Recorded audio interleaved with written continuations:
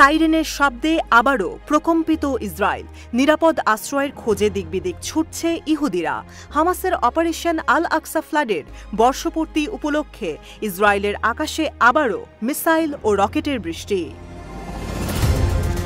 সোমবার ইসরায়েলের রাজধানী তেল আবিব ও বেন গুরিয়ন এয়ারপোর্টের চারপাশে হামলার শঙ্কায় বাজানো হয় সাইরেন, কারণ ইয়েমেন থেকে ব্যালিস্টিক মিসাইল হামলা চালায় হুথি বিদ্রোহী গোষ্ঠী। টাইমস অব ইসরায়েলের প্রতিবেদন বলছে, তেল আবিবের আকাশে অসংখ্য বিস্ফোরণের সাক্ষী হয়েছে দেশটির ইহুদি জনগণ। ক্ষয়ক্ষতি এড়ানোর শঙ্কায় বন্ধ রাখা হয় বেন গুরিয়ন এয়ারপোর্টের সমস্ত কার্যক্রম। এমনকি পরিস্থিতি স্বাভাবিক না হওয়া পর্যন্ত অনেক বিমানই অবতরণের অনুমতি পাচ্ছিল না।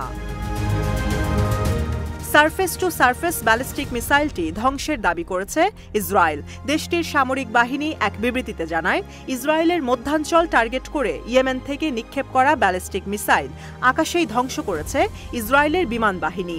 এক্ষেত্রে ব্যবহার করা হয়েছে arrow long range missile defence system. বিশেষ এই আকাশ প্রতিরক্ষা ব্যবস্থা তৈরি করা হয়েছে বায়ুমণ্ডলের বাইরে থাকা অবস্থায় ব্যালিস্টিক মিসাইল ধ্বংসের জন্য। মিসাইল ধ্বংসের পরেও ধ্বংসাবশেষ আঘাতের শঙ্কায় সাইরেনের মাধ্যমে 2 লাখের বেশি নাগরিককে নিরাপদ স্থানে আশ্রয় নির্দেশ দেয় কর্তৃপক্ষ।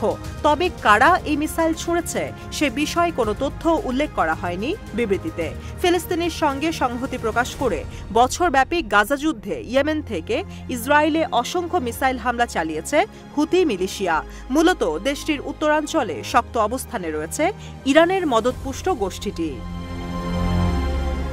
শুধু ইয়েমেন থেকেই নয়, আল আকসা ফ্লাডের বর্ষপূর্তি উপলক্ষে 7 অক্টোবর শতাধিক রকেট হামলা চালানো হয়েছে লেবানন থেকেও। টাইমস অব ইসরায়েলের প্রতিবেদন বলছে, ইসরায়েলের উত্তরাঞ্চল লক্ষ্য করে সোমবার কমপক্ষে 135টি মিসাইল হামলা চালিয়েছে হিজবুল্লাহ, যার মধ্যে কয়েকটি রকেট আঘাত এনেছে তৃতীয় বৃহত্তম শহর হাইফাতে। ইসরায়েলের সামরিক বাহিনী আইডিএফ জানিয়েছে, 5টি রকেট হাইফাতে, 15টি রকেট প্রবেশ করে গ্যালিলি অঞ্চলের তিবেরিয়াসে। আইডিএফ সবকটি রকেট ধ্বংসের কথা জানালেও ইসরায়েলের গণমাধ্যম জানিয়েছে, তিবেরিয়াসে সরাসরি আঘাত এনেছে 5টি রকেট। এছাড়াও পূর্বাঞ্চল থেকে ইসরায়েলের রিশন রেজিয়ন ও পালমাচিম এলাকায় 2টি ড্রোন হামলা চালিয়েছে হামাস। 7 অক্টোবরের দিনটিকে স্মরণীয় করে রাখতে সকালে গাজার খান ইউনিস থেকে তেল আবিবে ছোড়া হয় রকেট। হামাসের এই হামলায় আহত হন কমপক্ষে 4 জন অবৈধ বসতি স্থাপনকারী।